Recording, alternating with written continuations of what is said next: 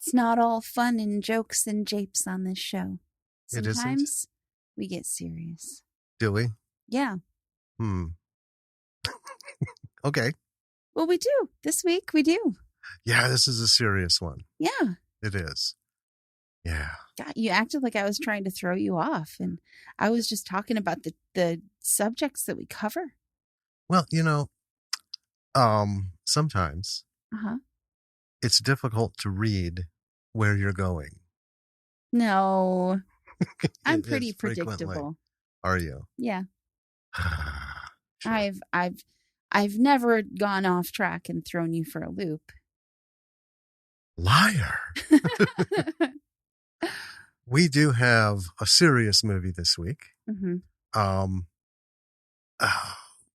Absolutely fantastic performances. Oh, it's wonderful. I mean, if there were the perfect Lincoln log house, all the perfect Lincoln logs are in this movie, and they created this perfect house. It's just really good. Really good. And I just want to say, listeners, before we get into this, having listened to and edited the episode prior to this cold open, be warned, my voice is terrible.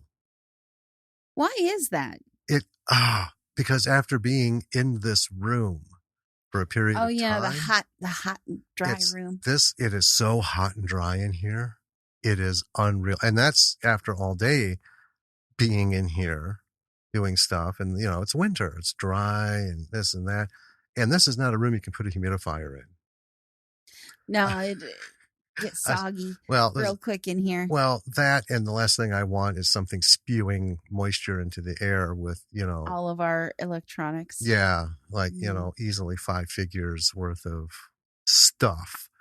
And insurance companies aren't too kind, so you basically just gave it a shower. I did. Can I have a new one, please? Essentially, yes. You may not. Oh, bummer. So it does sound rough. It's and it's for the next few months, it's going to be that way. What do you do? I'll miss you. You'll miss me. Well, you see, I'm here drinking like I just came out of the, Kalahari. You'll be like Cassandra on Doctor Who. Oh, moisturize me. Moisturize me. Moisturize me. I would have never thought at any point in my life would I be compared to Cassandra from Doctor Who. Oh my God. You're welcome. Well, so should we after this ridiculousness, should we get into this really serious movie? This was a very serious opening. Yeah. I'll have you know. Sure. Moisturize me. Okay, I think we're starting to slip away. How about we get moving? Yeah, okay.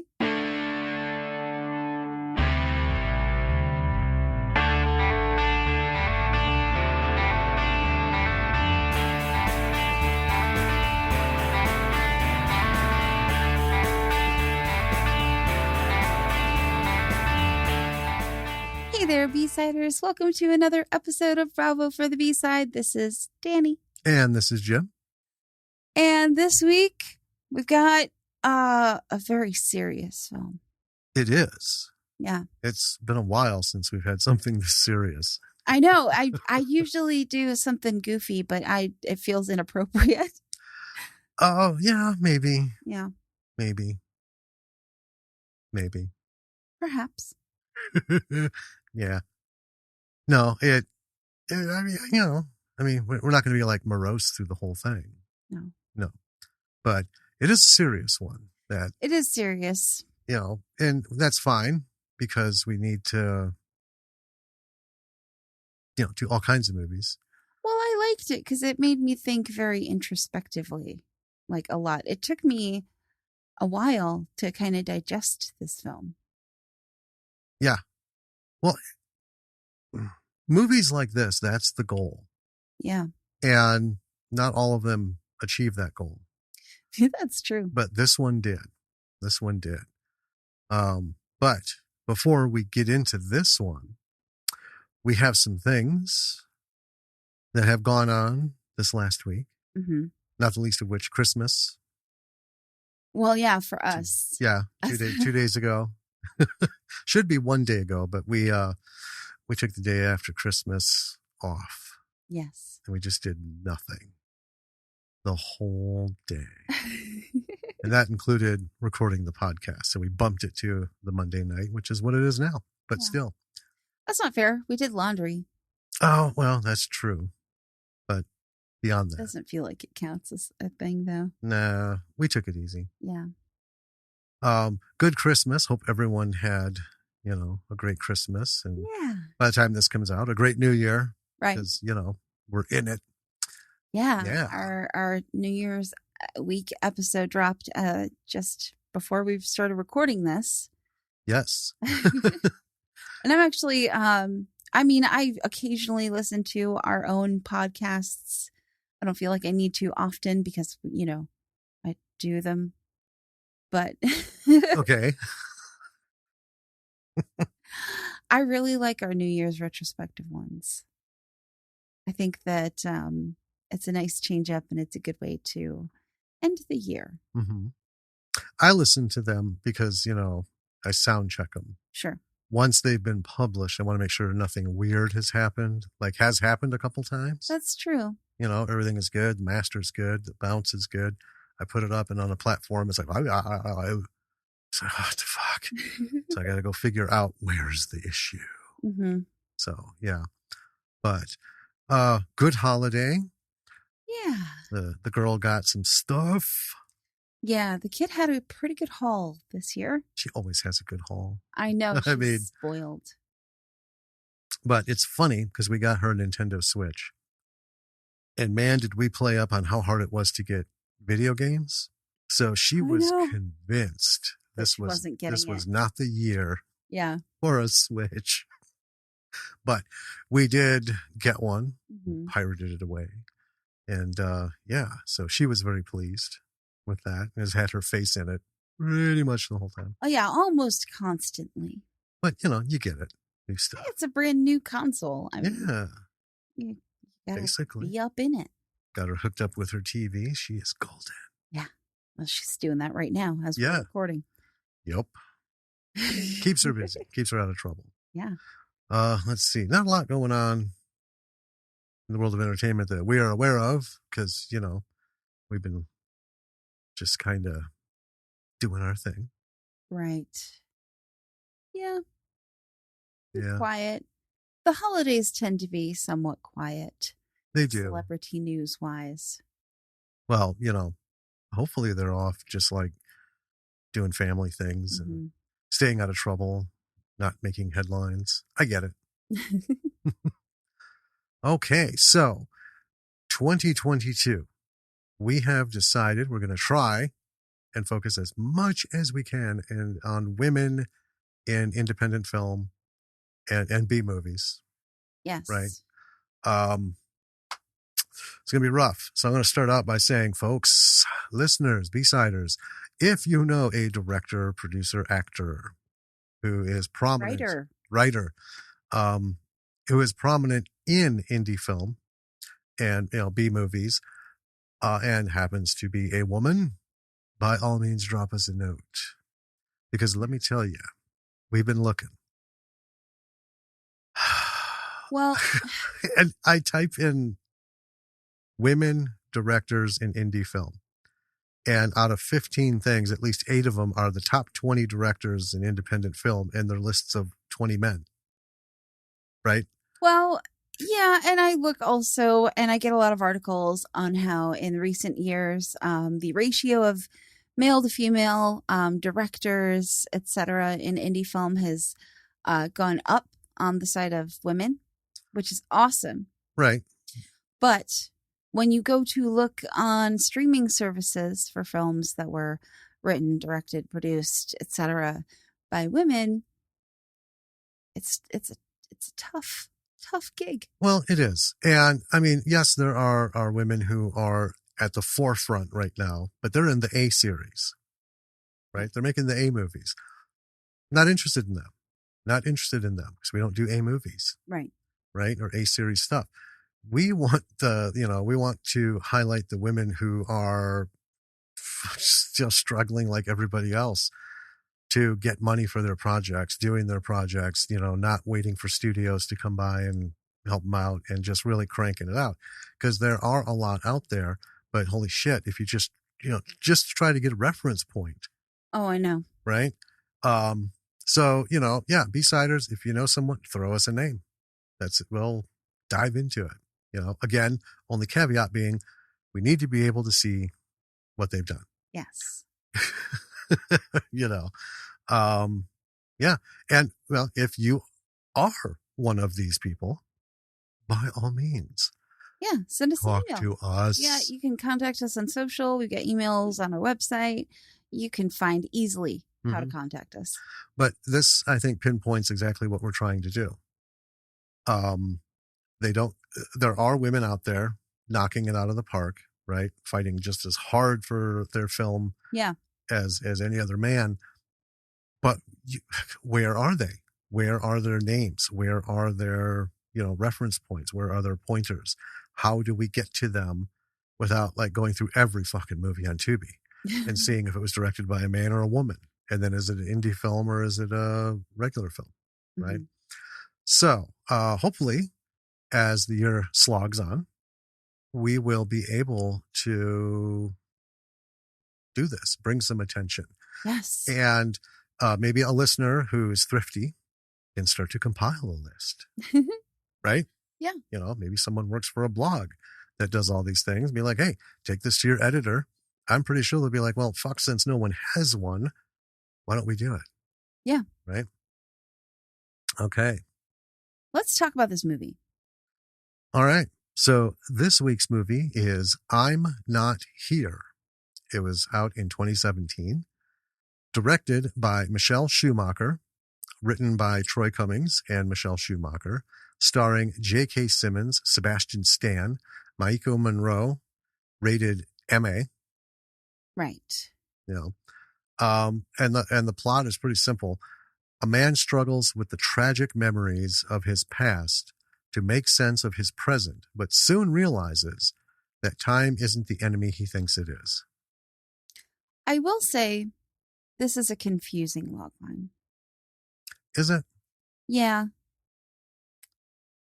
Well, to tell. Well, it's very vague. You know what I mean? I like this better than the one that was on, did we see this on Tubi? Yeah. Than the one that was on Tubi. Do you remember what it was on Tubi? It was like a man struggles with the tragic memories of his past and regrets his decisions in life or something. And then the last part was, and realizes his father had a hard time also. Yeah, I think I remember that. That one was not cool. Right. That didn't fit. This, I think, fits more. That's fair. I don't know. I think it fits. I don't think it's terribly confusing. Maybe a little cryptic. Yeah, I guess that's kind of what I was thinking. But that's why you got to watch it. To solve the puzzle. Before we dive in, little note, because I didn't know this and you didn't know this. Right. Maybe our listeners don't know this. And if you do, bonus points to you. Brownie points. Yeah. Michelle Schumacher is the wife of JK Simmons. Yes. So, which I, thought was really cool. And, oh, man, seeing this film, I just think that it's so cool that, she is directing her husband and got him to, I mean, we both agree. Didn't give him a single line. Nope, there's not a single line. But we both agree this is JK Simmons' best performance ever. Yes. Oh, man. And we'll be talking more about that at the end when we're done. Yeah.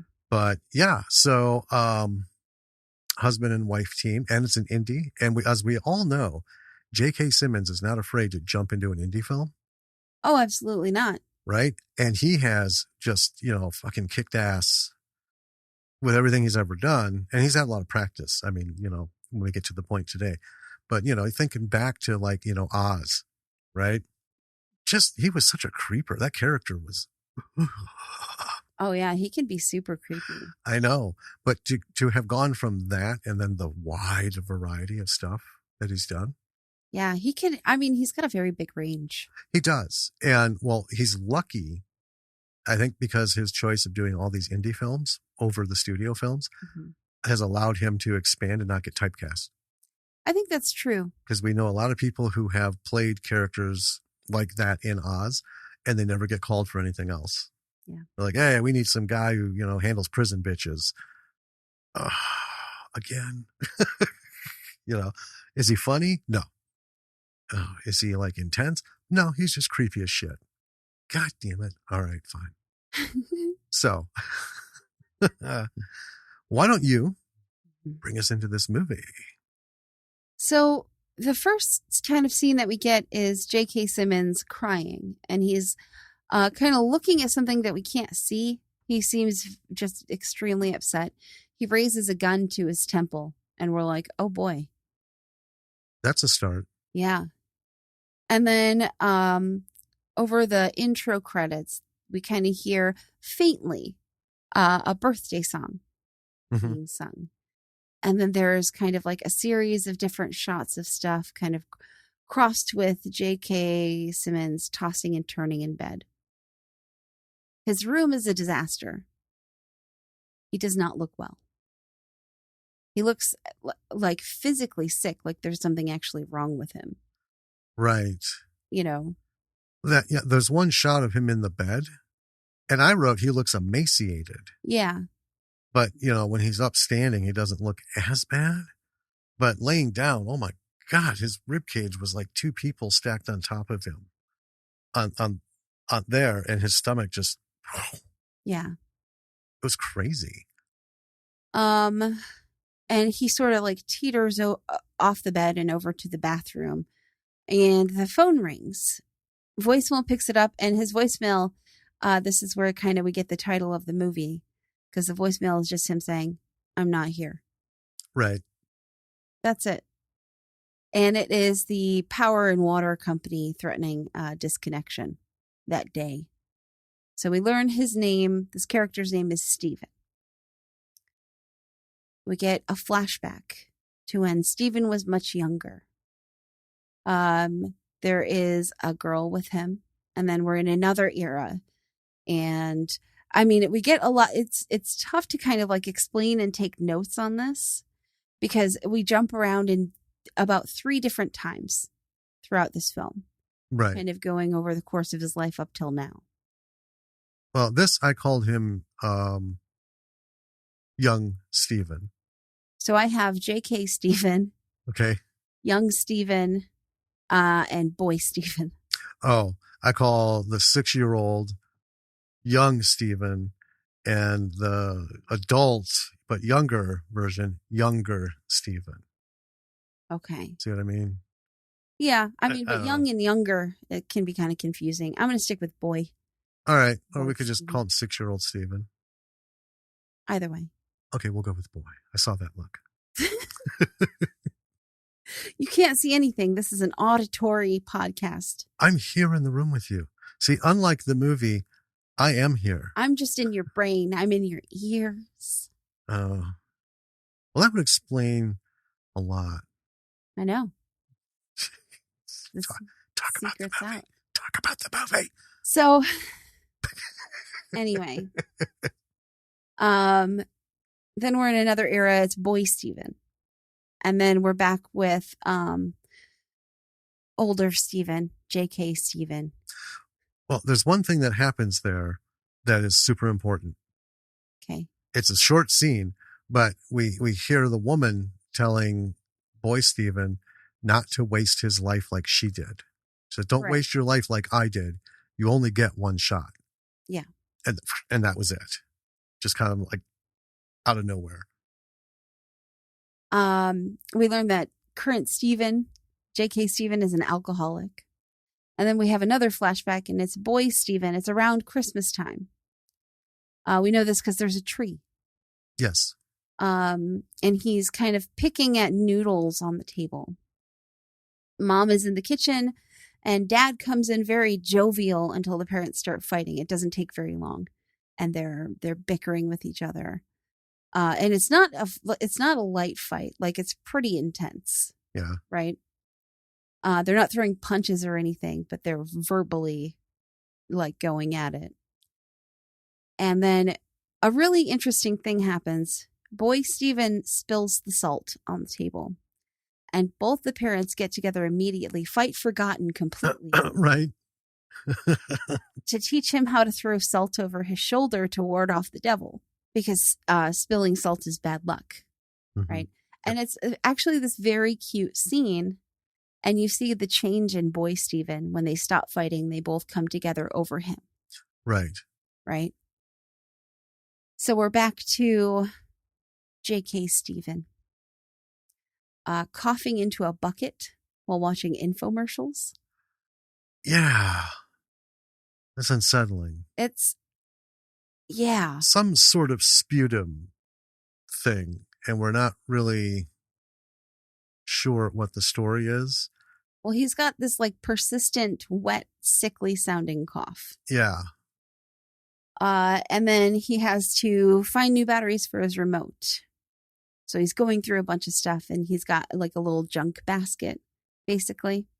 It's on top of the microwave or something, and it's got just a bunch of trinkets and shit in it. And some trinkets in there kind of trigger brief flashes.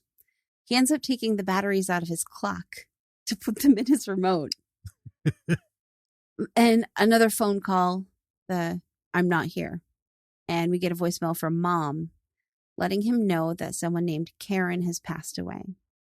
She says that Karen never remarried, and she wishes him a happy 60th birthday. And he listens to the message kind of like over and over again. Yeah. Multiple times. Kind of stone-faced. Yeah. As he's doing it. But this breaks his kind of facade that he's got going on. I don't know who, it's not like he's got a facade on for somebody. It was just kind of like he was numb. And this is kind of like broken something. Well, yeah, as he keeps listening to it, I don't think, it's not a facade. I think it's just him. He's just literally, he's not here. Right. Right? He's not engaging with anything. I mean, we're going to shut your shit off. He couldn't have looked any more emotionless if he had, 5 extra people helping. Yeah. But then this, as it kept going, and he'd do it again, then all of a sudden, he's like coming to life inside and having emotion. And I do want to, we mentioned this briefly earlier, but JK Simmons playing, older Stephen, he has not said a single word. I have that in my notes too. So far, he hasn't said a single word. All of his performance is just, It's physical. Yeah. Yeah. It's physical emanation of whatever is going on in this character. It's physical and like emotional. Visible emotional, and it's very good. So then we have young Steve, 20s, and his friend Adam are on a stage in a little club, and they're doing a little like bit up there. It's a college bit. Yeah, because they're making jokes about the professors, and like Adam was like, I owe so much to Professor so-and-so. He helped me do this and this. He also helped me grow the best weed on campus. And of course, everybody's laughing. Right. And young Steve gets distracted by a girl who walks in. As she walks in late, then she sits down and he is thrown a bit, but carries on. And he sees her getting up to leave, and he immediately leaves the stage. Yep. I got to go. Yep. And goes after her to introduce himself. This is Karen. And things move pretty quickly with Steve and Karen.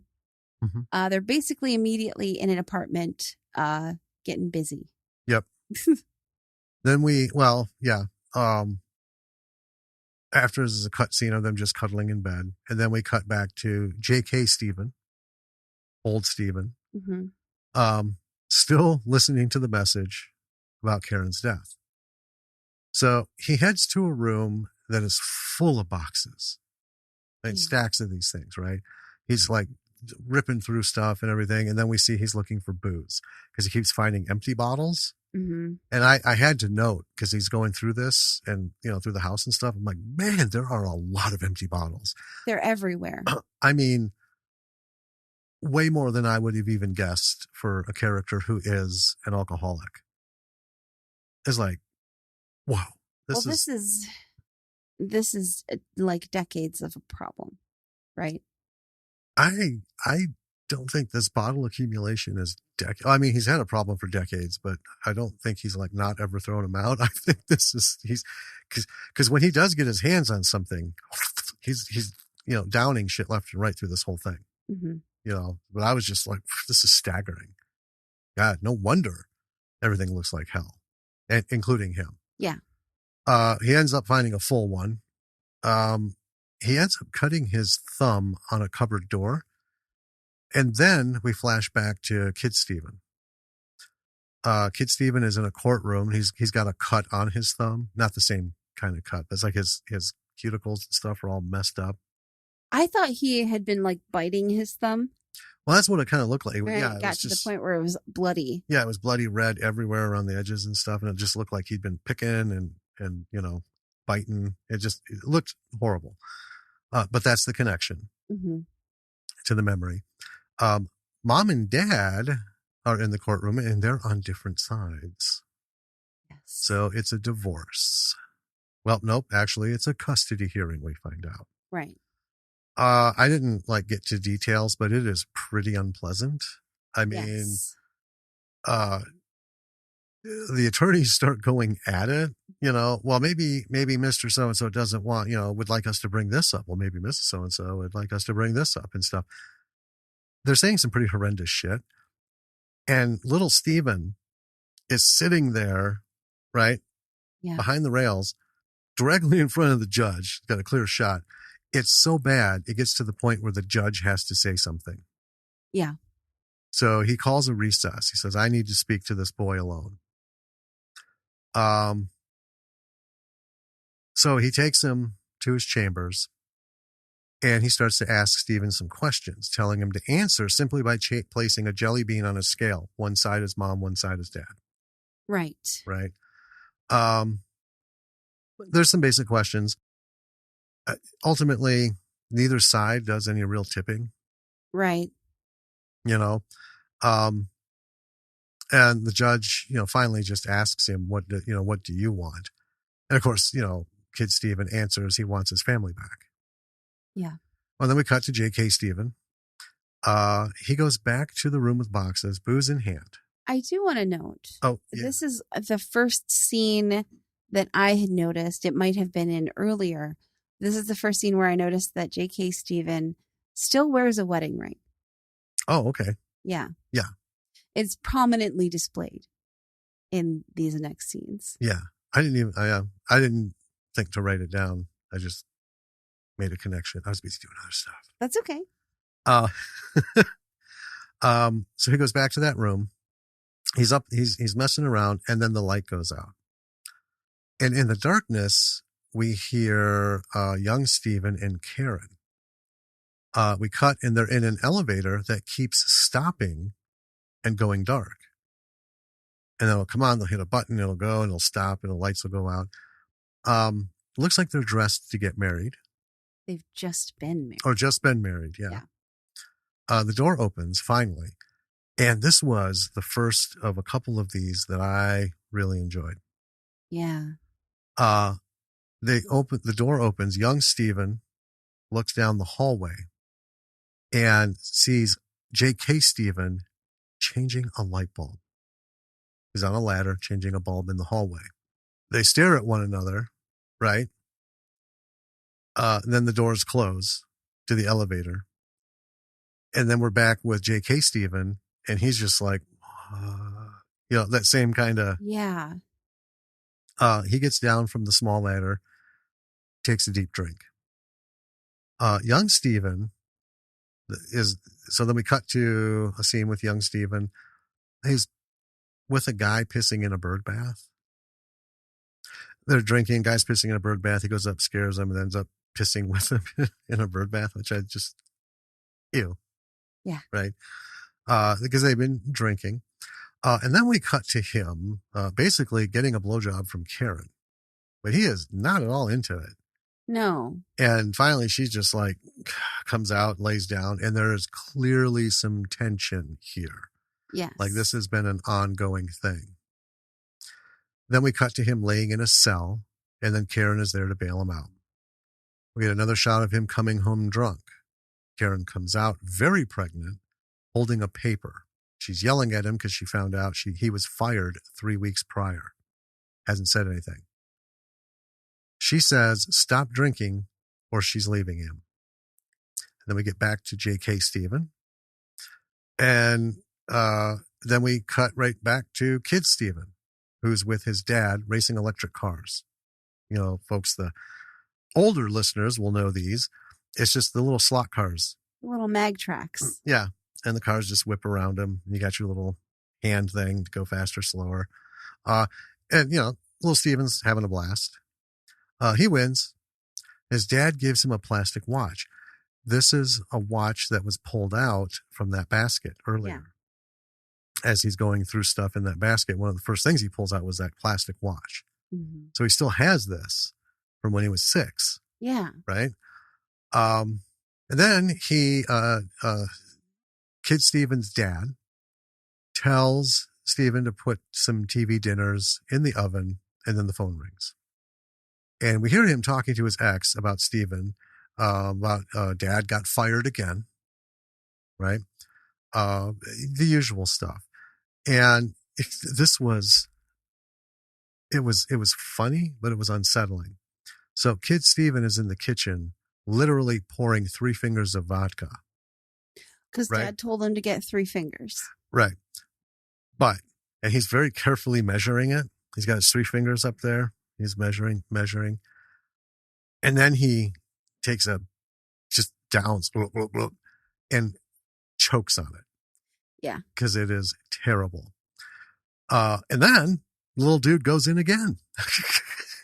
Well, after that, and then he takes the rest of it to Dad.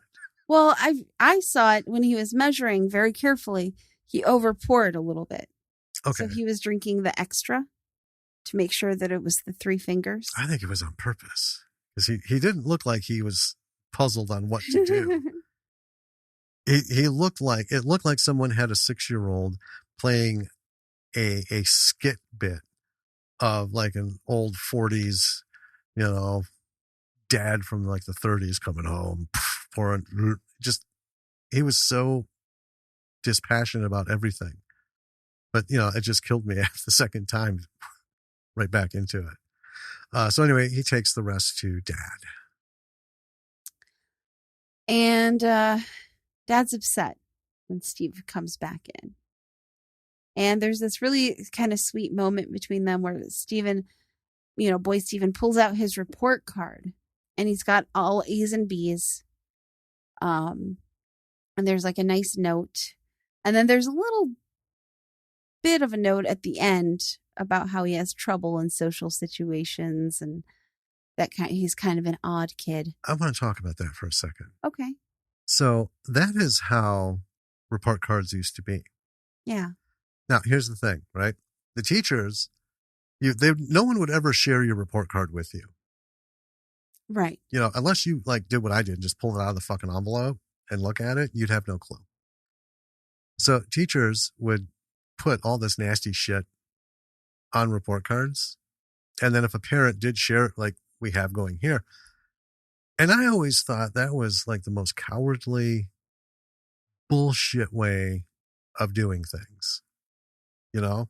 Yeah. I mean, and this is like the late 60s, early 70s when he's 6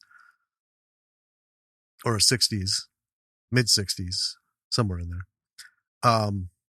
But yeah, some of the stuff that basically calling him a weirdo certainly doesn't help him in his, you know, his inability to do and his awkward behavior with this and that. Jesus Christ, that's terrible.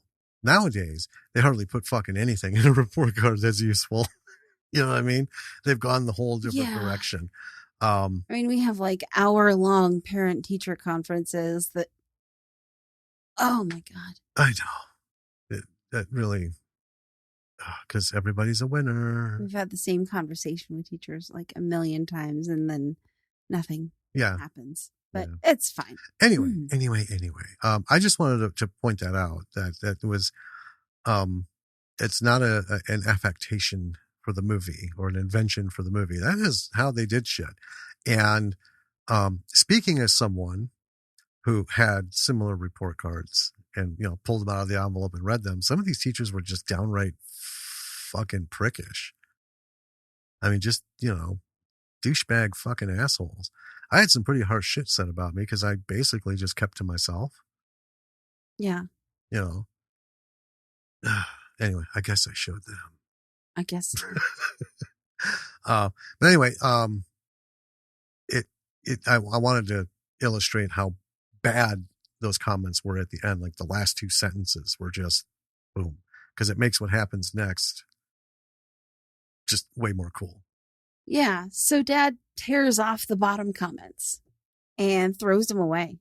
Just rips them up and is like, fuck them. Yeah. He's like, yeah, keep the good stuff. And he crumples it up, throws it, and says, fuck that other stuff. Yeah.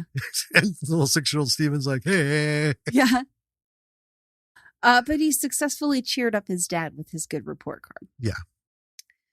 So then we're back with JK Steve, who is opening up some boxes in that room, and there are a kid's belongings inside. Artwork, a baby blanket. An old race car. Yeah. Plastic Yeah. race car. Not the floor racing ones, but like a slightly, just one you zoom around on the carpet. Yeah. And then he is back as young Steven, spending time with his young son. And they've made a paper mache snake together. And they're having fun. Karen comes in and he stands up and spins with her. It's this very cute family moment. Mm-hmm. And then they end up seeing the kid spitting out Steve's drink. Very much a la when Boy Steve was taking a drink of his dad's alcohol. Except this time it's happened in front of both of them. Well, and this time he wasn't pouring it. And no. he's considerably younger than 6. Yes. And probably thought it was 3 or 4. Yeah, probably thought it was just water. Right. Yeah. Another phone call. I'm not here.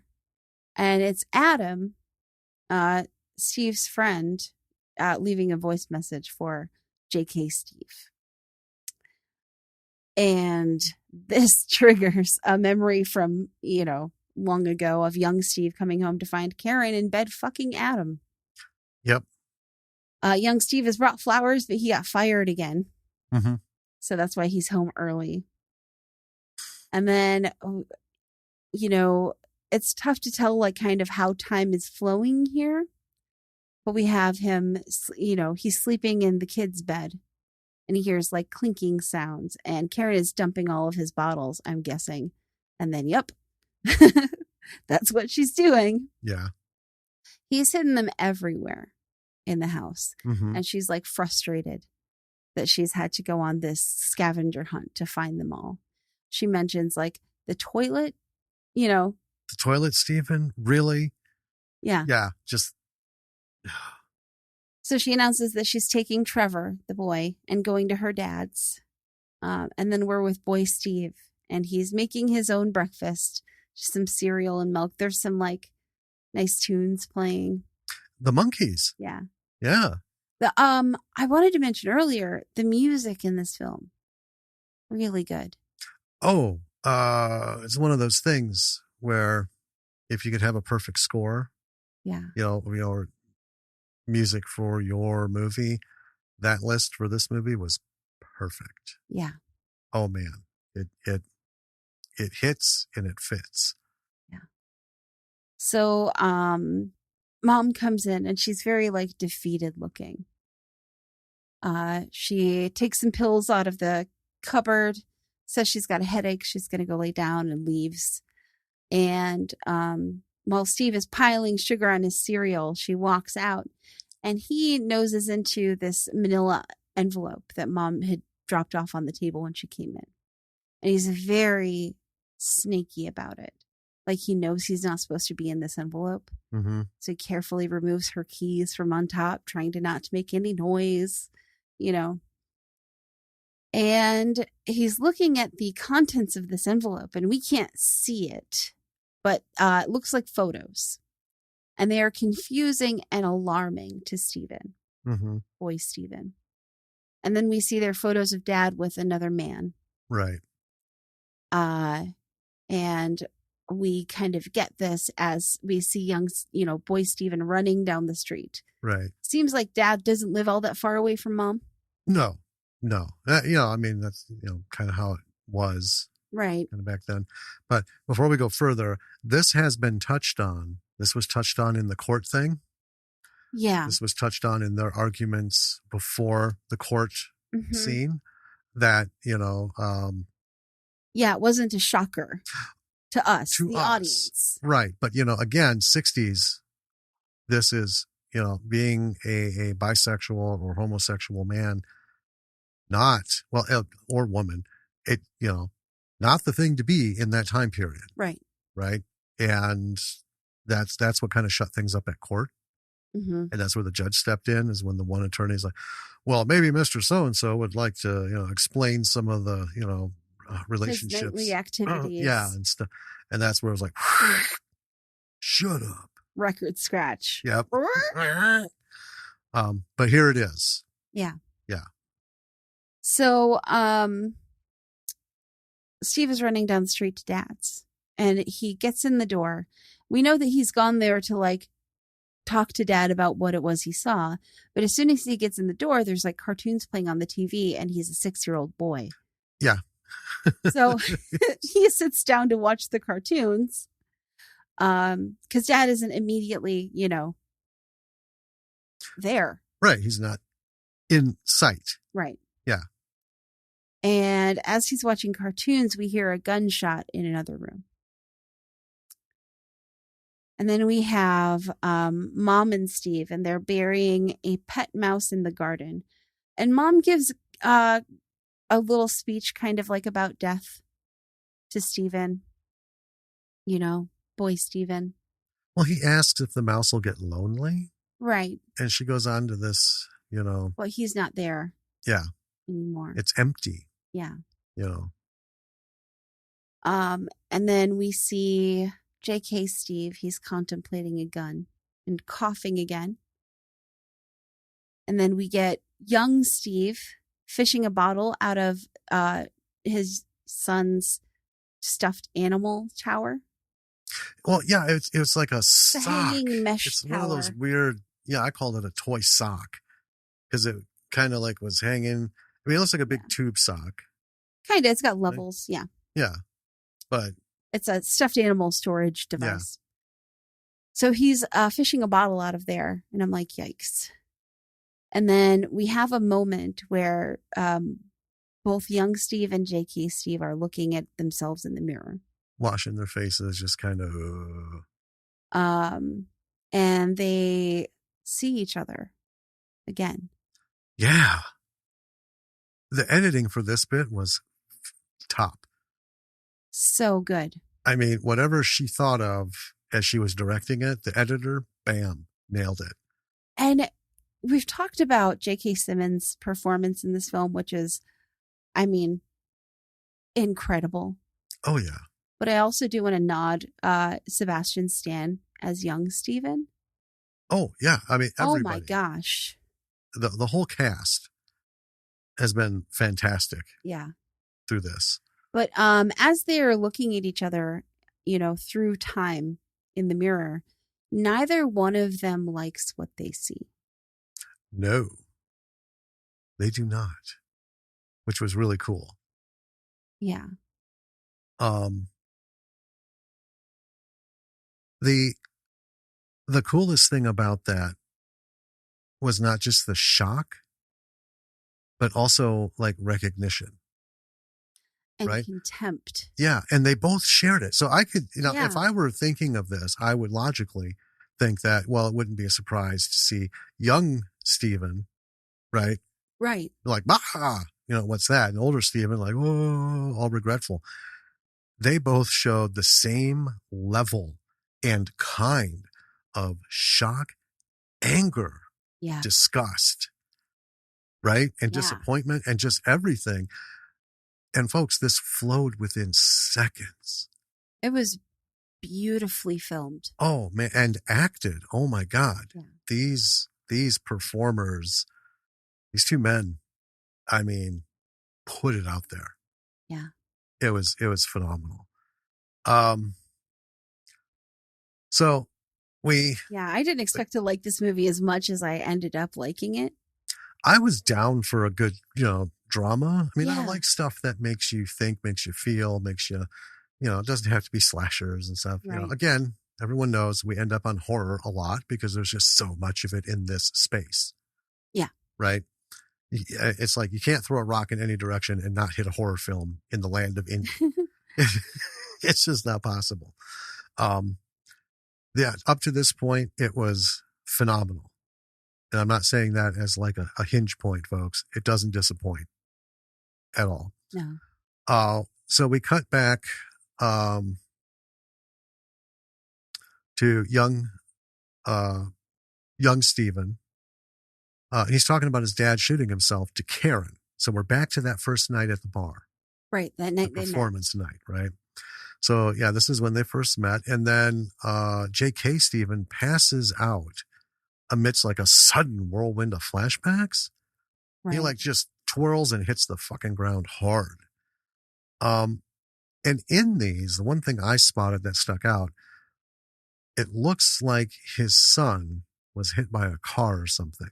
He runs out into the road. Yeah, it's black and white. It's eerie. Mm-hmm. Yep, and he's cutting just like a cross. You just see like from his waist down, just legs. And you there was no sound triggering it on this one. It was just because it was just part of those quick ones. But I thought, oh, that was not meant to be missed. Yeah, I have so much to talk about later.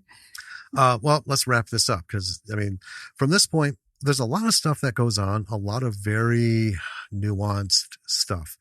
And I don't think either of us really went on in detail about it because it happens so quickly. And towards the end, there's a lot of cutting back and forth, more than what I'm going to mention. It's just hard to do that. We've talked about where we've not been able to keep up with shows because the editing was so bad. You don't know where you're at. The editing in this is so artful and fantastic and in some places fast, but it's not disorienting and it doesn't leave you lost. No, I want to say it's so well done. These little shots that we get in fractions of seconds tell us so much. Exactly. And we don't have time to write it out. Yeah. Because again, we don't pause movies to, ruminate over shit. We do it as we go. This one was just going. And part of it was, for me, it was too fast, right? To spend too much time on any one thing. I'd miss the other stuff. And admittedly, by this point, I didn't want to take my attention away from the movie. Yeah. I didn't want to think about my notes, right? So yeah, right there at the end, I'm all in. I still took notes, obviously. Yeah. But so if you want to jump in with something, sure, go right ahead. So they're at the bar. It has the JK Simmon hits the ground, and then we have a young Stephen stopping to see Karen at her dad's. Okay. And then the son runs out to him, and then a flash of him running somewhere else. And this is a longer shot of the previous clip. As she answers the door, before Trevor comes out, he hands her a sobriety chip. Oh yeah, that's right. Yeah. Because there was a whole scene of him kind of just doing stuff, right? And then yeah, he's been doing his deal. So he comes back with a sobriety chip. So thank you for that. Sure. It's important. Well, yes. JK Simmon wakes up on the floor. He's got blood on the back of his head because he hit hard. There's a lot of voices from his past. And then we cut to young Stephen with his son and Karen. They're back together. Yeah. It's Stephen's birthday. So it doesn't matter what, all Stevens have the same birthday. Yeah.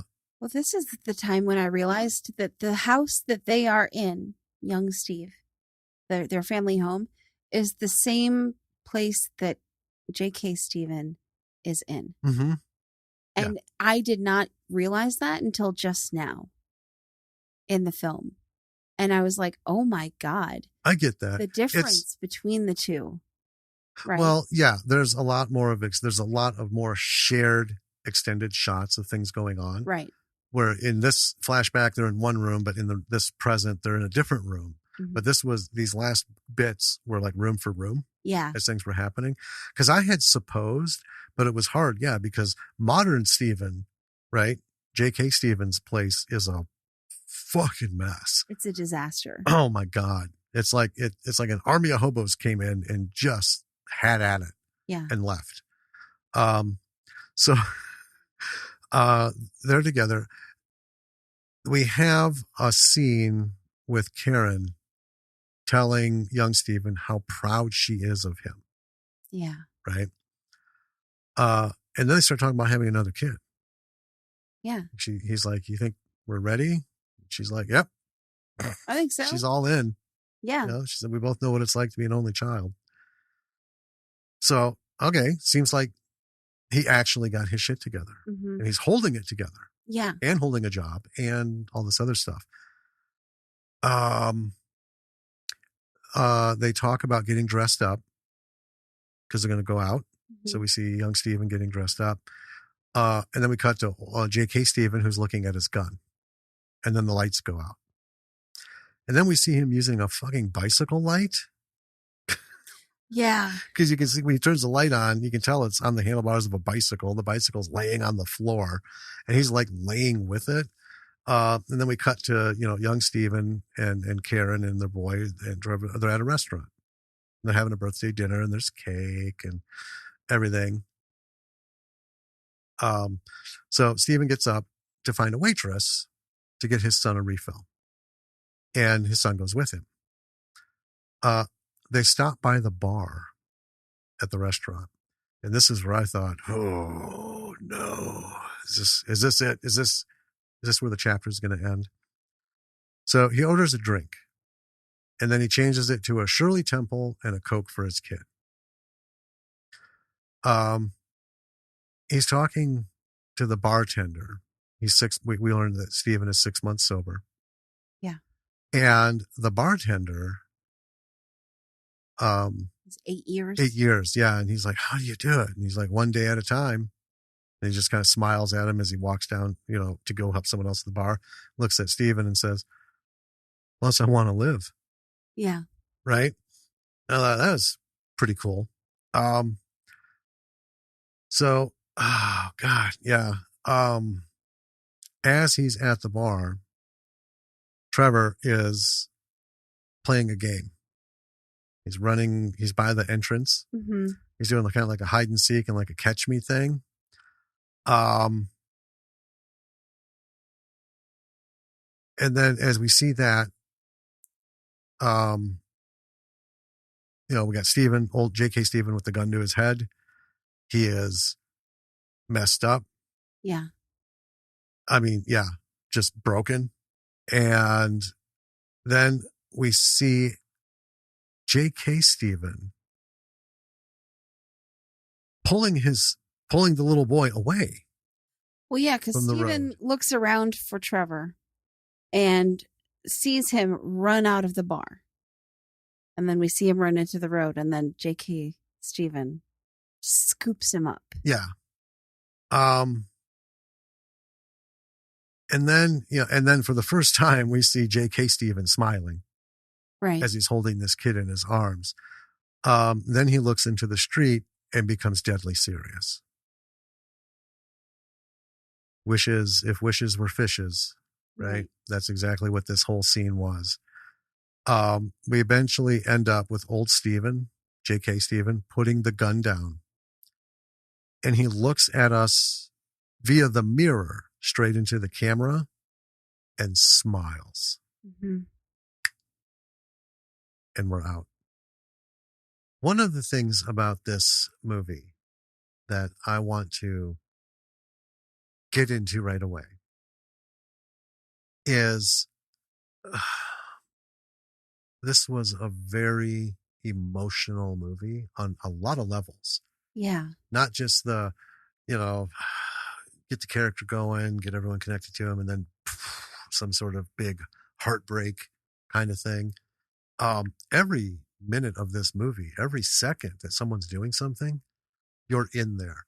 And, I know some people are going to probably waffle at this quite a bit, but here's my opinion.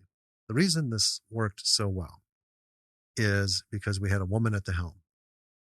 I firmly believe women are much better when it comes to filmmaking at bringing emotion, connecting emotion, getting people to display emotion, even the way things are shot, right? The framing, the angles, everything adds to it. And with as many movies as we've seen, I'm just going to die on that hill. This is the one I'm standing on, and I'm going to go down on if I have to. Women do it better. And I say that, I'm a good writer. I can bring tears to eyes, but it's that same formula that allows that to happen that every writer uses, right? Right. The sudden shock, the sudden death in a series, none of this was sudden. No, we knew right from the beginning, right? The very first shot is, JK Simmons raising a gun to his head. Yeah. And even like the little up moments, because there's some funny. Oh yeah, there are some laughs. I don't know. I think she did a phenomenal job at it. I think if a man was directing this, we wouldn't get quite the same film. I don't think so. Quite the same film. Now, the flip side of that is something that we've discussed.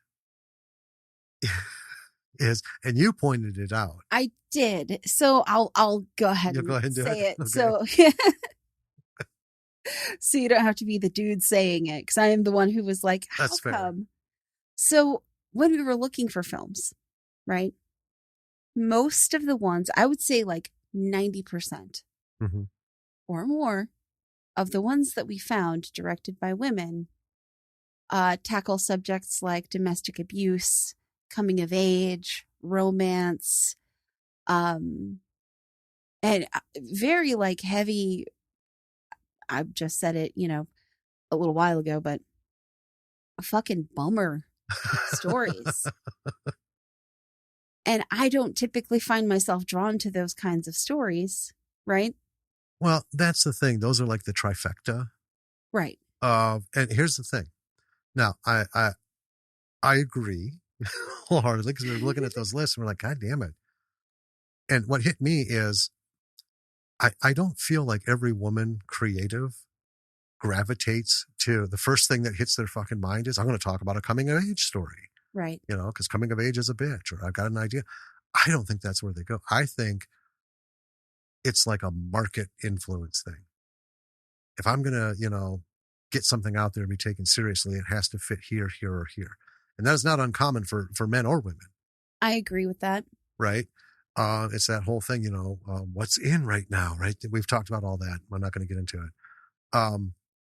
And I may be wrong, but my presumption, as you were pointing all of these out, and I was like, I don't want to watch that. I don't want to watch that.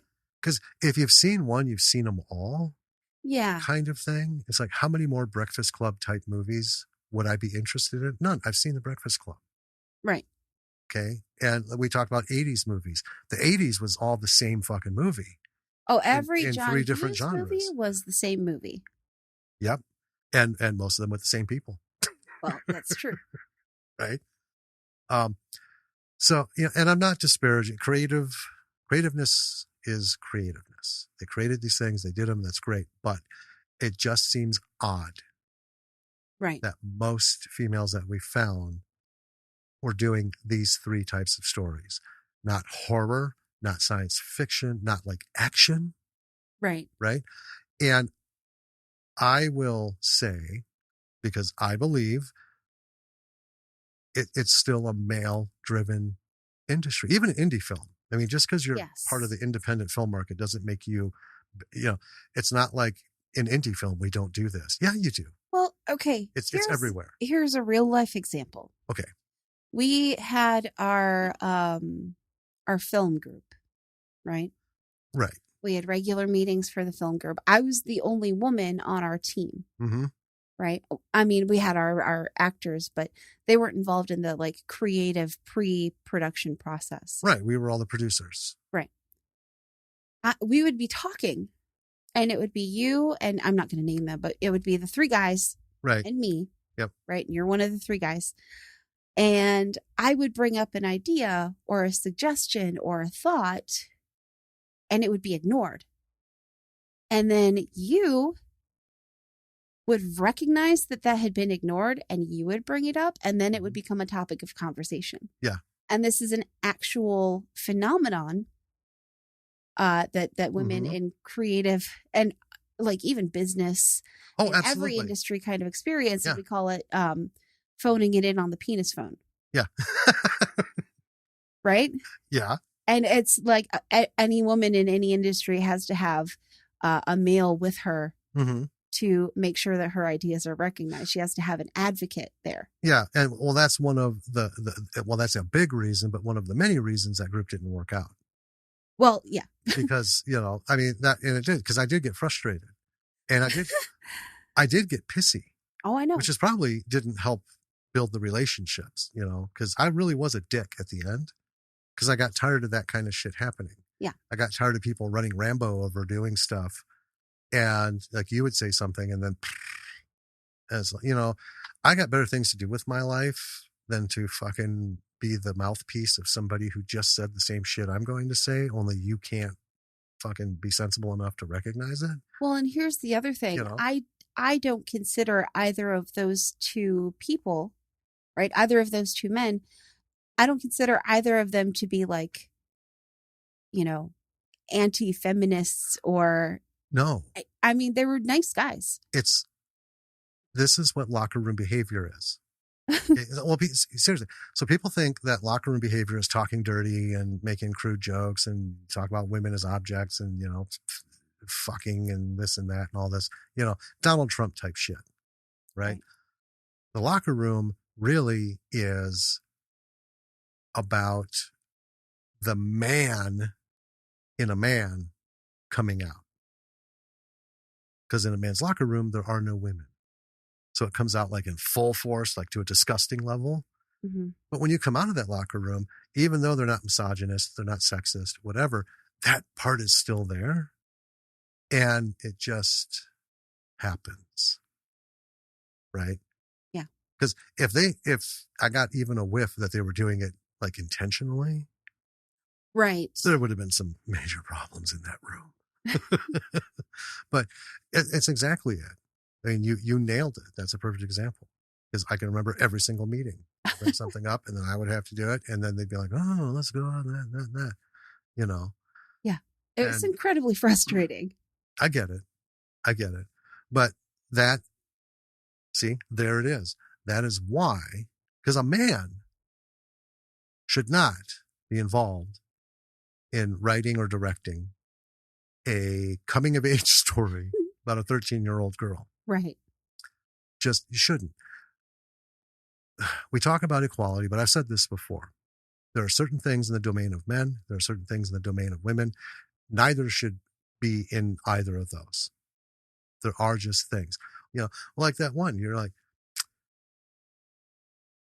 this is clearly a male written script. Oh, nuts. We just talked about it a couple weeks ago. The one with Adam Scott. Yeah. You think we would know the name? You would think we would know the name. That's not on our list. But anyway, yes. That was terrible. And we had the locker room discussion because you're like, do men actually Yeah. talk like that? I'm like, yeah, Gross. yeah. Which is, what makes it hard for, guys like me, way younger, the nerd, and then you get called a girl and, this and that. And some names I'm not going to repeat because they just don't need to be repeated. But, a lot of derogatory stuff simply because don't act like a British dick. Right. Right. But that's where, most of us end up in the nerd pool, in the deep end of the nerd pool with the rest of the nerds. Yeah. Anyway, this did well. I mean, yes, there was a man involved in writing it, but I feel like, and I don't know, but I'm going to go on record as saying I think Michelle, being a co-writer of this, brought out the reality Yeah. of these emotional connections, and goddamn, she nailed it with the Oh my visuals. gosh. And this is, again, before you take over, a huge hat tip to every actor in this, from Boy Steven to JK Steven, Sebastian Stan, Micah Monroe. yeah, and just all the peripheral people. It was real. No performance seemed to be just some perfunctory space filling, burn up some film kind of thing. It all just anchored. What it makes me think of Be Natural. Yes, exactly. What a mantra. I'm going to keep that mantra forever and ever. I know. I want to talk about Michelle Schumacher and her directing of this, because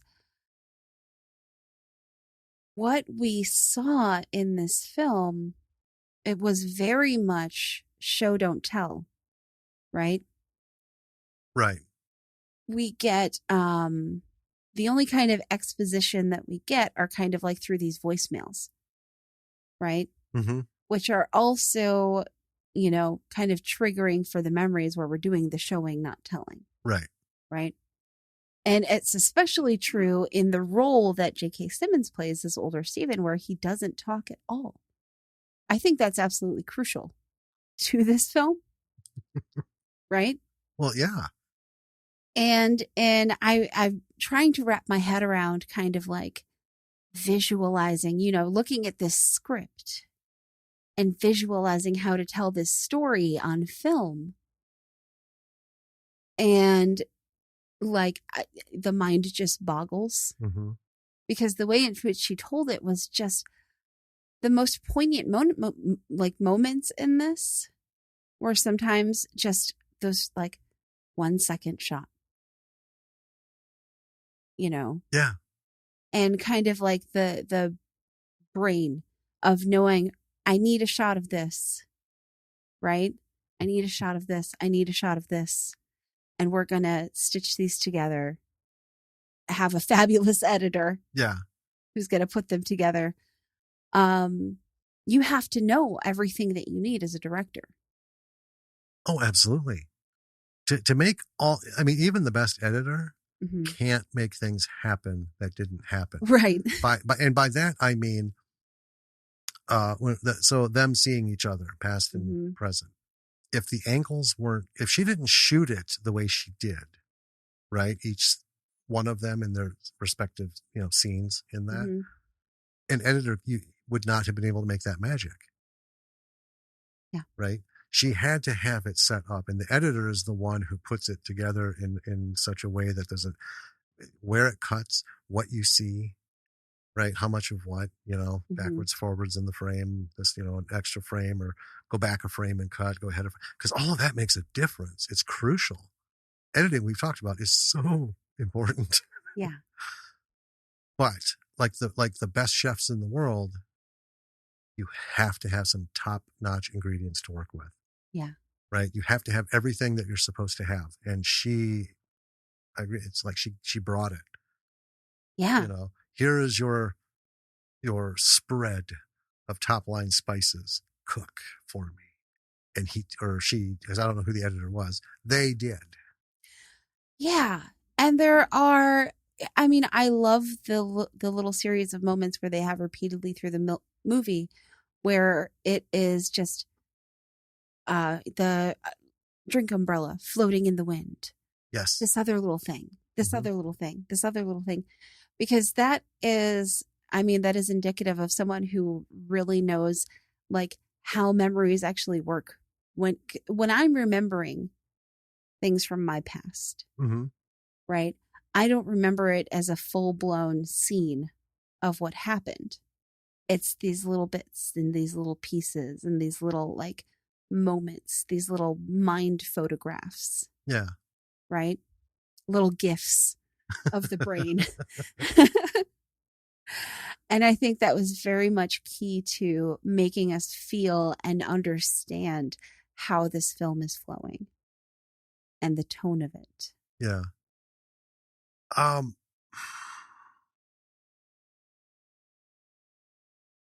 the DP needs to be recognized, Yes. especially with JK Stephen. Mm-hmm. Uh, the lighting, it's dark, it's moody, it's broody. But I tell you what, not one thing got lost No. that was important. That is a tough thing to do. Shooting dark, gloomy scenes, anyone from amateur to professional will say that's hard. Getting the lighting right for that is not an easy thing. And back in the old days, not only was it hard getting it set up, but you needed a DP who was like a fucking legend in this area. And I go back to when they did Tron Legacy. You know, even the director was like, I don't know about this because he let the DP set it all up. Right? He walks into the set and he's like, this looks fucking. This isn't going to look good. And the guy just said, wait till you see it on the film. Meaning, because they shot it in film. Right. He knew, based on the type of film that they were shooting on, what this was all going to look like. And the director was like, and you know what? God damn it, he was right. I I saw that first bit of developed film and I thought, son of a bitch. And it looks nothing like what the set looked like. But understanding how light transfers to the medium is as important as getting the light itself set up. And it was so artful. Yeah. Can I build on that? Build on it, please. We have three separate casts. We have three different movies in this film. We do. And each one of them has its own look and tone and feel, Mm-hmm. right? Yes. Not just little Steven in the 60s Right. based on the clothing and the music and the weird furniture stuff, right? The look of the look just felt 60s. Right. It just felt 80s when he But was, yeah, college Steven. but it all also flowed together, Yes. you It know. it yeah, it blended, it flowed. It wasn't jarring. It was Right. just instantly familiar. Mm-hmm. Yeah. Um, this thing really is a visual feast. Oh gosh. Uh, the artistry from the cinematic aspect is fantastic, and then you throw in the story, which is magnificent. Yeah, I do want to talk about the story We're in going a to little come to bit. that, yeah, because yeah, and the performances, which I gotta say, this says something about these two creative powerhouses, Michelle Schumacher and JK Simmons. Everybody will say, this is the thing, don't go into business with family, Right. right? Now, I know we could do this. I mean, you're the CEO Well, of yeah. our little company. Yeah. And if you were directing and I were an actor, I'd have no problem doing, I mean, you're the director, I'm the actor, Well, right? yeah. And That I would have no separation problem thing. telling you, okay, look, I see where you're going, but we need to be going this other way. Yep. Right. Or, yep. You did this. I need you here. I need you to do it this way. Go. And then give me notes and stuff because we give each other notes on our writing. Oh, all the time. Right. And it's not always cheerful. We give each other notes on our DMing. We do. So many things. But to have that kind of relationship where you can be a director and an actor and leave the rest out is amazing. But I'll also say, I don't think there's a husband and wife team or a married, couple on the planet who fully get rid of that. Right? Sure. If it were so easily disposable, then I don't think that would last, Yeah. But that's where it seems there's something in there that makes it work for them, and to write a movie, put your husband in the main role, and he doesn't say a fucking word throughout the whole thing. That is just astounding. Yeah. These two people worked together in such a way that this thing just is magnificent. And then everyone else was at that same level. So yeah. I just want to say that bit, but now I know you've got a lot of stuff under the hood you're waiting to bust out. Sure. I mean, I will add to that. I think that, part of the reason there are husband and wife teams like Michelle and JK, and like others, I'm not going to name a bunch of them, but part of the reason that dynamic can work is because if you have a good marriage and a good relationship with the person, you have a shared language, you are on the same page, you understand each other, you have all of these like inherent bonuses to your communication. Well, yeah, you have a shared vocabulary. Yeah. There's an understanding, everyone has, we have, and it makes phrases. The efficacy of your work that much bam, bam, bam. Yeah. Because rather than get all technical with you on something, I can say, do that, and you know exactly what I'm talking about. Yeah. And vice versa, right? Every couple has that. They have as human beings, we create our own languages with the people closest to us. Right. And I think, that absolutely, they have not just a shared vocabulary, but a shared aesthetic. Right. Because they're both creatives. Right. Well, yeah. So they have lived in that world long enough where it's not like I'm an actor and I've just been hired and I don't know any of these fucking people. I've never seen any of their work. That's where it gets hard, and that's where they say that's what makes a good director can bring you on board and will bring you on board. A bad director will just ridicule you and put out a shit movie and you'll never work with them again. Kind of thing. But anyway. Yeah. This story. Well, like we mentioned earlier, I wasn't sure that I would be super into it. Because we watched the trailer and I was like, seems kind of like a bummer, but also seems well done. So we'll see.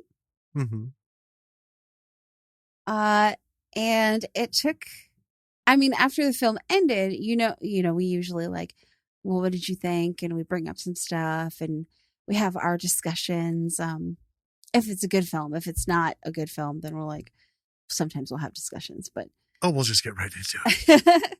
Rip it apart. But sometimes for films, we're like, oh, it was good. And we don't really have much more to say, right?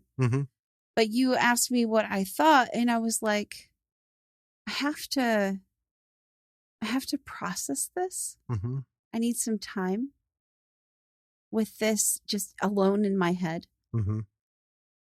Because I wasn't sure how I felt about the ending of this film. Right. Because at first I was like, well, hold on.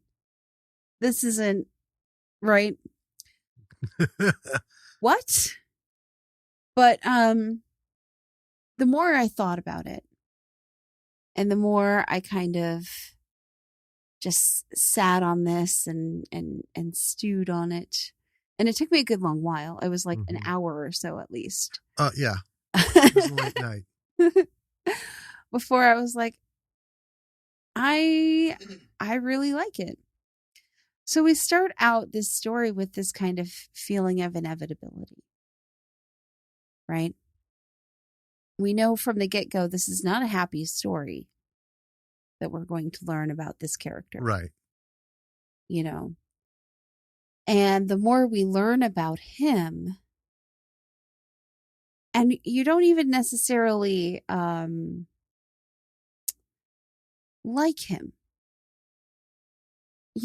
as a person, Right. because he's an alcoholic.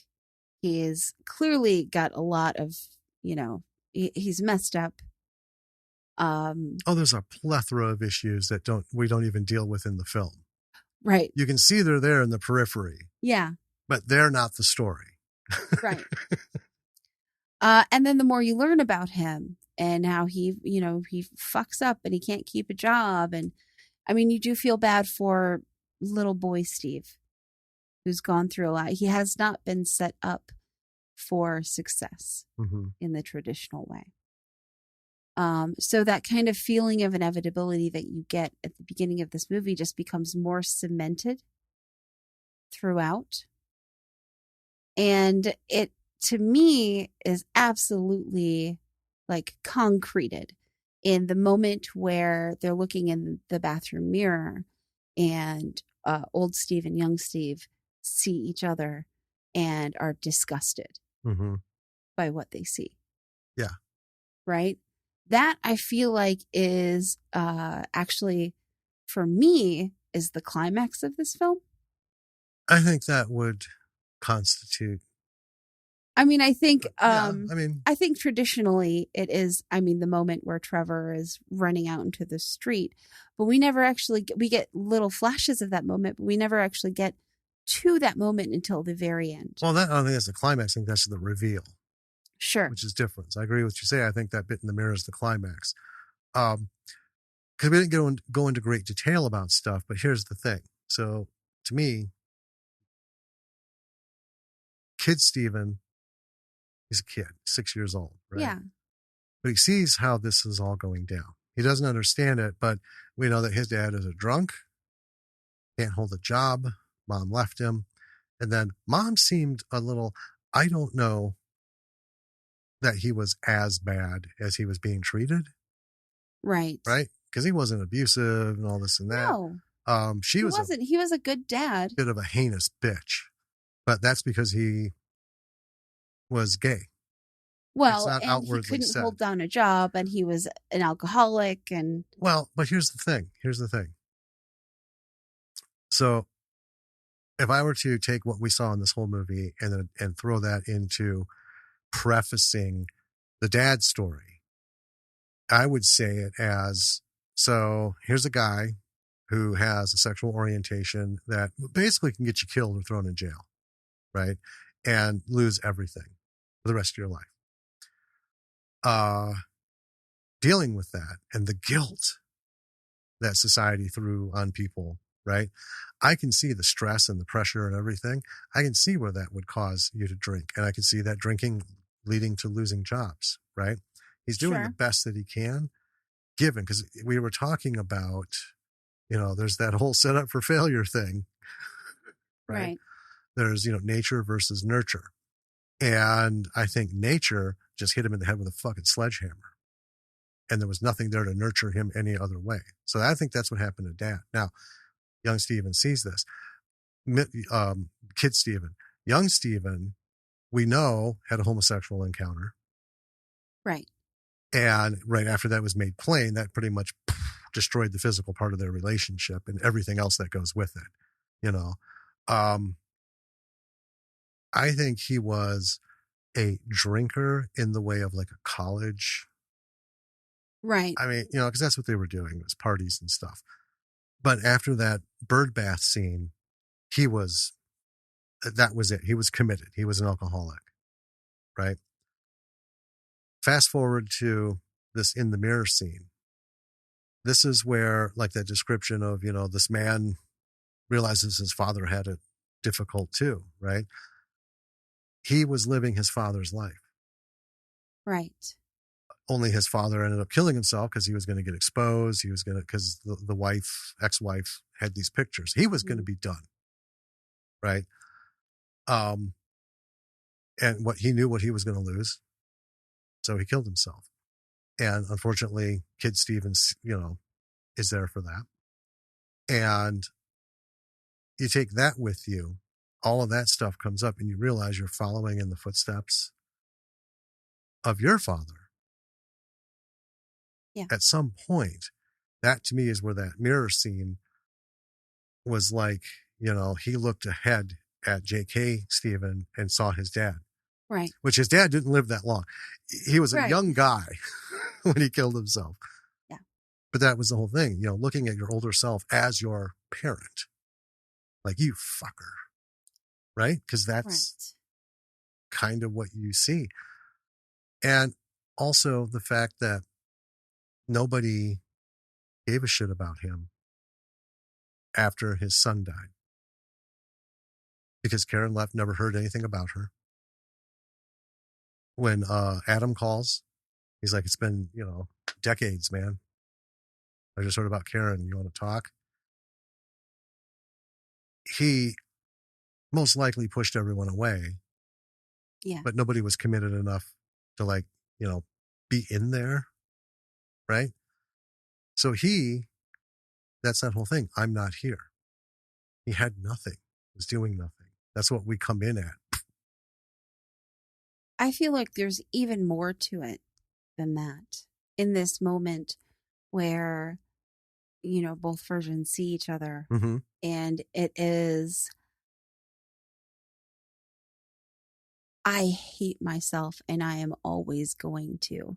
There's never going to be a version of me that I like. Yeah. Which I know is like well, super heavy. No, I get that in that moment. But it's after that moment that we see he did change his life. Right. He stopped drinking. He held a job. He was raising his son with his wife. All the things his father didn't do. He won. Yeah. I mean, at that point, he won. That's where most movies would end. Right. Right? We'd have, out of a 90-minute film, we'd have 75 minutes of all this terrible shit.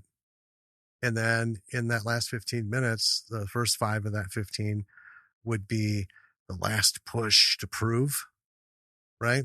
And then we get 10 minutes of, we get another 5 minutes of redemption. And we see them out at the restaurant having dinner, her being proud of him with, another sobriety chip.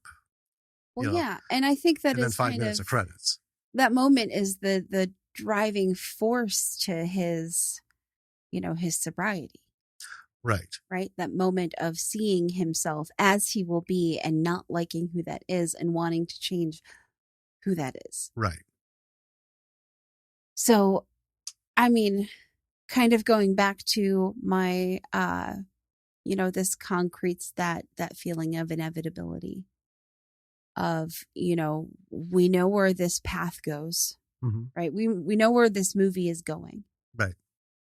And then we get all of that, we get the birthday party, and then we see old Steven scooping up Trevor, right? And then not doing what we fully expect him to do, given everything kind of leading up in this movie. And that was kind of what threw me, right?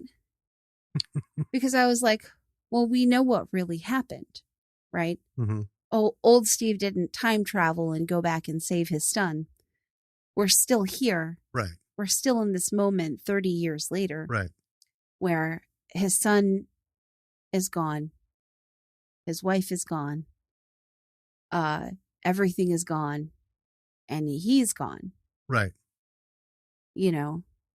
And so it took me a while to go, why would he, in that moment, decide to not do this thing? Everything isn't inevitable. You can choose who you are, and it's never too late to change who you are. Right? Yeah. And I ended up, because that was why I was like, what, this is really rocking me, Mm-hmm. you know. And I felt like kind of the whole point of it is that, you know, things are not inevitable, Right. you know. I get that, but I think I saw it a little differently. Okay. So I get the not everything's not inevitable. What I saw was so the mirror of his life with his fathers, right? We saw a point where, and when we cut back to JK Stephen during these sobriety bits, Mm-hmm. he was actually kind of like calm a little bit, Okay. right? But then as we got further, closer to the moment of his son's death, then he started, as one would expect. So that was his, arguably, I think, the best time of his life. He was free of all of his horse shit. He, clearly went to AA, followed the steps, worked out his shit, and was living a clean, real life. Talking about expanding the family. Mm-hmm. And then in a heartbeat, that was all taken away. So when we get to that point where we see him pulling his son as JK, Stephen, pulling his son out of the street, that whole thing. But then when he looked out into the street and you just saw his face drop because his dead son is out there. We don't see it. Well, right. Right. But the reality is there. Woulda, coulda, shoulda. We all get into that at some point in our life. If only, if only, if only. And I'm going to pretend that happened. And but there's the reality. That to me was saying he was not saving his son from getting hit. He was pulling his son out of this fucking mangled cobweb of his life with all these ups and downs and twists and turns and shit and darkness and all that. And his son represents that moment when things were good and he just shit all over it. Because clearly a devastating loss like that destroys most couples. Oh, yeah. Even if they don't have problems. Yeah. It destroys most people. Losing a child, I can't fathom it. I'm not going to pretend to. I don't ever want to know it, as none of us do. But oh my God, But what I saw was that was the moment that he pulled his son out of this terrible fucking story as the cause, and it became his redemption. Because then we see him putting the gun down, looking in the mirror and smiling at us. And when that happened, the very first words spoken in this movie are, "Don't waste your life like I did. Do something. Life's too short." Right? His mom. Right. And what did he do? He started doing something, but as a whole, he fucked his whole life away. Booze, depression, all these bad things happening. To me, when he looked in the mirror and smiled, that was the inevitability thing of when you lose a child, you're broken, right? He has already had so much going wrong with his life and everything that could go negatively after that loss, losing your spouse, your family, you're just all alone. I don't know. To me, that moment it wasn't so much about inevitability as it's never too late. Just because I've come this far and I've fucked away my life in 60, I got to tell you, that's a rough looking 60. Right? So they said 60. I thought, whow. Well, his mom calls. I was like, his mom's still alive? Yeah, that too. And she gave his age, and I thought, oh man, that fully illustrates how much of a rough road this guy's had. Because JK was made up. He didn't look 60. Alcohol will do that to you. A lot of things will do that to you. Yeah. Holy shit. I don't know. I saw it as, you know what? No matter where you are in your life, if you're 70 and you're looking in the mirror like that, and you're like, I wasted my fucking life. You're still here. You have the capability Do not waste your life. A wasted life is somebody who never does it differently, continues the drinking and stuff, doesn't do that. There is a moment you can grab and do something, live, make a phone, call Adam back, call your mother. Sure. Right. And live the life that you feel like you would have been living had your son still been alive. Be that man, because that's what he was reaching back towards that time, right? I feel like we both came to the same conclusion about the message of the ending, but from different approaches. Yeah. We often do that. That's true. And so in the beginning, you were not sure if you'd like this movie because it's a bummer.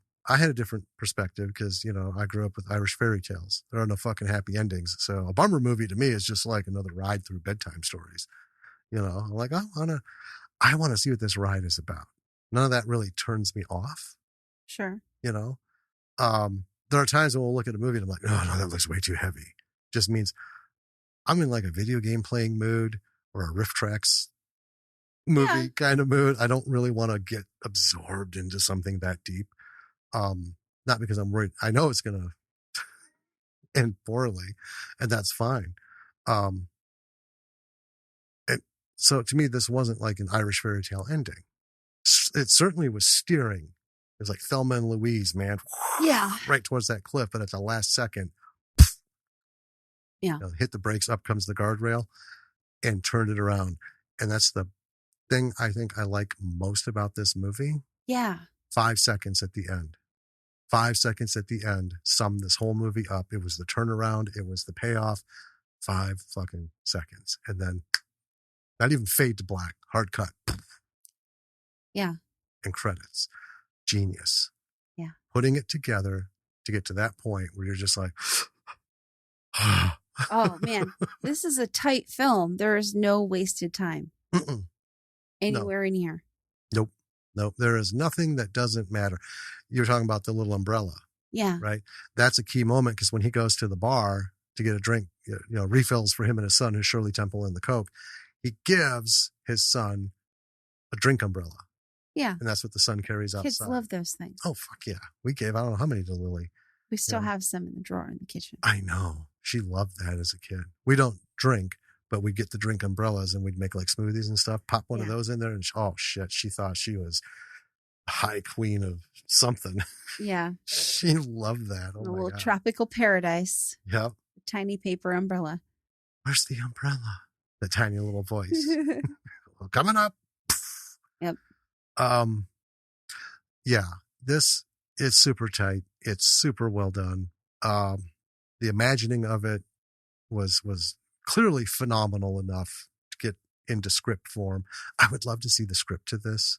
I would be fascinated to see the script. Because I'm always fascinated in those moments in movies where it's just heavy action, right? There is no dialogue.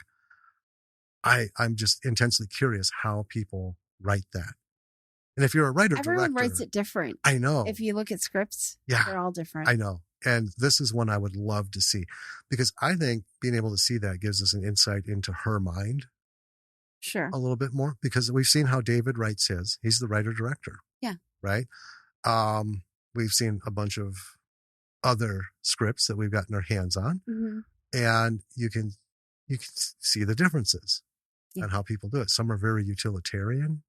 Right. Some are kind of just like, it's my script. I'm the director. Fuck it. I'll write what I want. And you've got like, 3 pages. Yeah, some go very like jazz. Flowing. Jazz scat style on it. Like the Orphan Black scripts. Yeah. Those just like whoosh. They're like a stream of thought. It's very strange. It is. They're good. Yeah. But yeah. Weird. And I know that's one thing that God, in the beginning, we labored over that. Well, how much of this do we put in?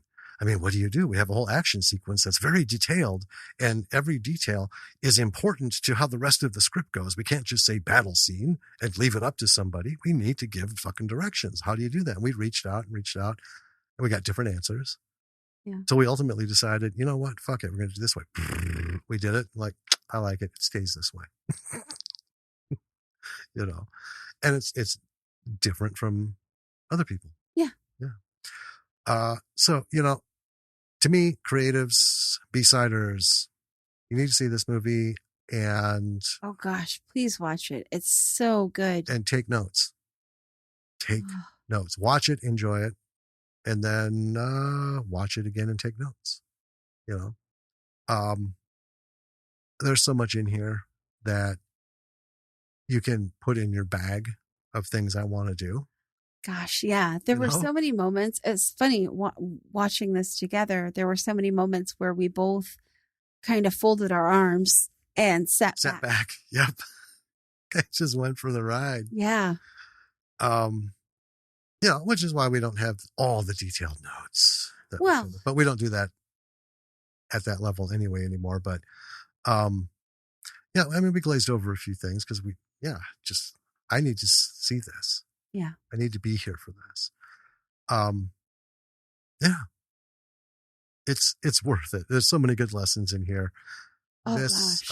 And the sound, there's a song I have to go and look up at some point because it's I wrote in my notes that I need to look up this song.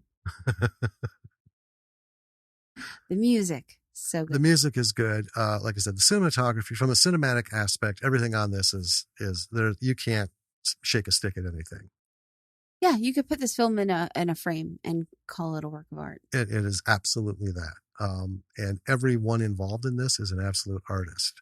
Yeah. And we're talking the crew, because you can't come up with something like this unless everybody's on their game. Right.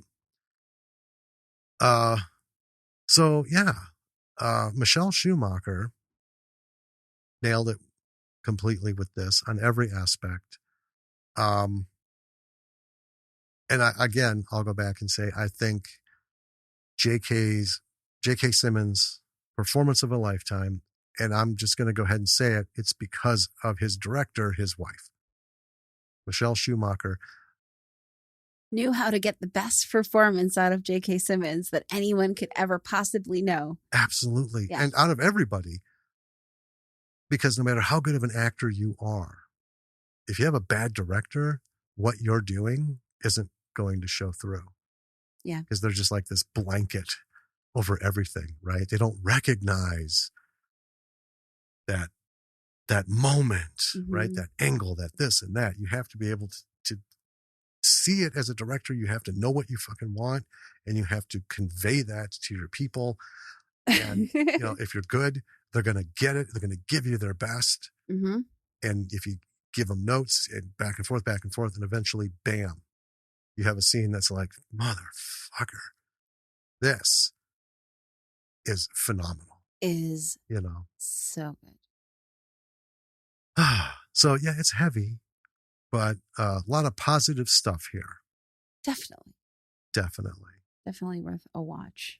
I mean, if you're not a film creative, I would highly recommend that you watch this movie. Yeah, I mean, we have listeners who could give two shits about writing or directing. They just like us hear us go through these movies, and they have no problem watching them after. Right. It would thank you. I mean, sweet. Yeah, it's awesome. Yeah. So this movie just blows my mind. Yeah, it's so good. Anyway, with that, once you've seen this movie, go to our website, www.lordsofmisrulproductions.com. Mm-hmm. Everything is there. You know what to do. You know what you're going to find. Newcomers, it's a website. It's got all the stuff you need. Go to it. You like what's going on? Visit our Patreon page. Yeah. Become a patron. You can become a patron. That'd be cool. Check out our other stuff. Merch. Yeah. Merch. You don't want to be a patron, or even if you are a patron, or whatever your thing is, we have merch. Mm-hmm.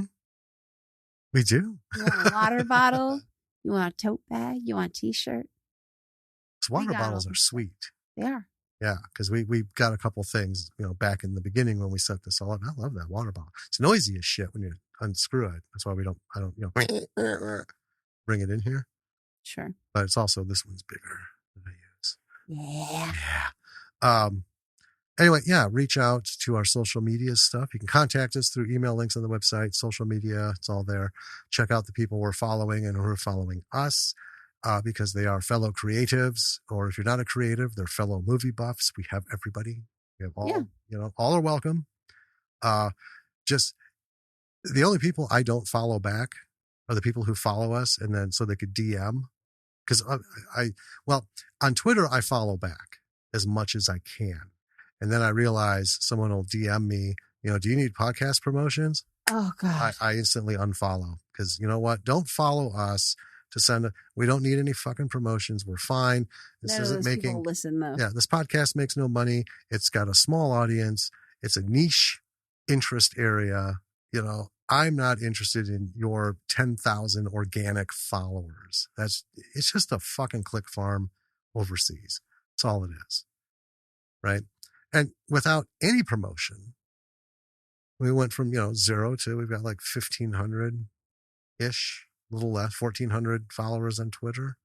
Yeah. Just from fucking doing nothing but tweeting out our episodes. Right. And that's how we've met people, how people have found us and found the podcast. And we're good. We're good. Anyway, if you're not one of those people, I'll follow you back. And if you are or know a female director, writer, producer, executive producer, whatever, actor, crew member, or someone who wears all the hats, it doesn't matter. Yeah. I mean, yeah. In indie film, that's typically how it goes. But, and you want us to check out their work or check out your work, shoot us a message. Yeah. Or even better, let them know. Seriously, have them reach out to us. Yeah. We're here. I mean, this is what we want to do. And we do want to do as much as we can in 2022. Not just, I would like to have interviews with everybody we can. I don't know if we'll get Michelle Schumacher it's an indie film, but she's pretty big. She's a pretty big name, and JK Simmons. I mean, they're busy. Yeah. Right. We've talked about the 6 degrees of separation, and they're all agents and managers. Right. Literally keeping us separate. But you know what? Michelle or JK Simmons, if you guys happen to be listening, we'd love to talk to you. Yeah. Or if someone's listening who knows them, we would love to talk to them. Share it. Let people know that, what we're about and have them reach out to us because we would love to not only talk about their work. Yeah. Right. We would like to have them on the show because I think a lot of great discussions can be had this year. It's 52 weeks. We have 52 opportunities to bring things to light, not just movies and names, but there's in there chances to have some really great discussions on, let's not do the patronizing magazine question and answer bullshit. Let's talk about, why is it harder? What's harder? What's easier? Why do you love it? Why are you going to put up with this bullshit? Where do you hope to go? What's the answer? And just, regular conversations that we have. Who's your penis phone? Yeah. Do you have a penis phone? And do you how do they feel about it? Yeah. Yeah. So anyway, bring them on. Yeah. Bring them to us. Welp. I think that about covers it. Are you getting all Midwestern again? Oop. Oop. Oop. Fuck me. Sorry. I'm just going to squeeze right past you.